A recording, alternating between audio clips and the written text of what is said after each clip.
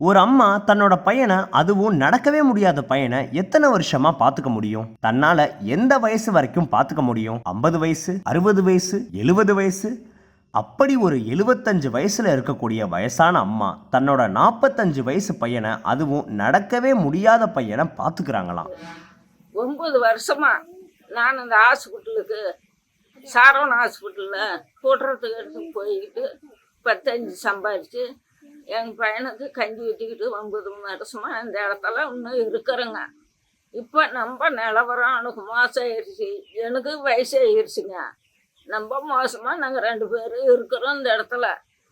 சேலம் கோரிமேடு அடிவாரம் பகுதியில் இருந்து இப்படி ஒரு தகவல் நம்ம பார்த்தசாரதி சாரோட டீமுக்கு வந்துச்சு. உடனே தன்னோட டீம் அனுப்பி யாருக்கு உதவி தேவைப்படுது, என்ன உதவி தேவைப்படுதுன்னு விசாரிக்க சொன்னார்.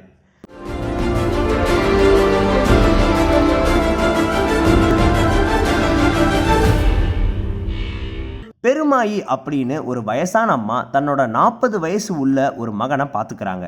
இவருக்கு ஒரு கை ஒரு கால் செயலிழந்து அப்படியே படுத்த படுக்கையா இவர் ஆயிட்டாரு. கிட்டத்தட்ட 10-12 வருஷத்துக்கு மேல இவர் இப்படி தான் இருக்காரு. ஐயா பார்த்தசாரதி ஐயா, எனக்கு உதவி செய்யுங்க ஐயா.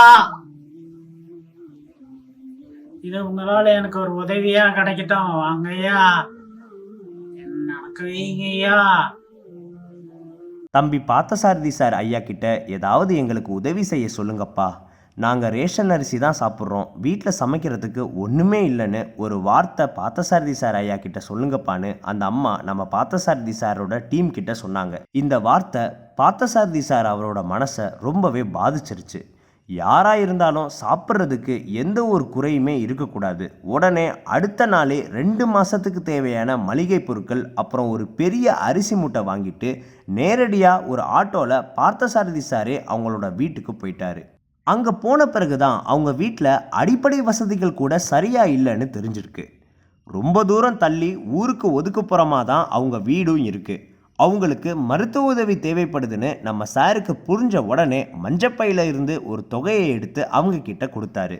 அம்மா கவலைப்படாதீங்க, உங்களுக்கு நான் இருக்கேன், நான் பார்த்துக்கிறேன், இந்த பணத்தை இப்போதைக்கு உங்கள் செலவுக்கு வச்சுக்கோங்க, 2 மாதத்துக்கு தேவையான மளிகை ஜாமான்கள் அரிசியெல்லாம் கொண்டு வந்திருக்கேன் வச்சுக்கோங்க அப்படின்னு அவர் அவங்கக்கிட்ட சொன்னார்.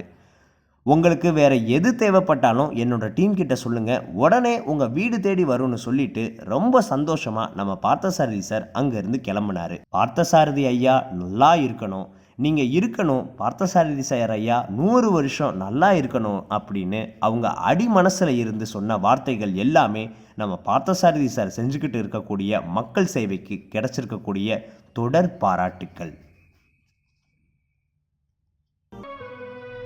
ஸ்க்ரீனில் தெரிகிற நம்பருக்கு கால் பண்ணுங்கள். உங்களுக்கு என்ன உதவி தேவைப்பட்டாலும் சொல்லுங்கள்.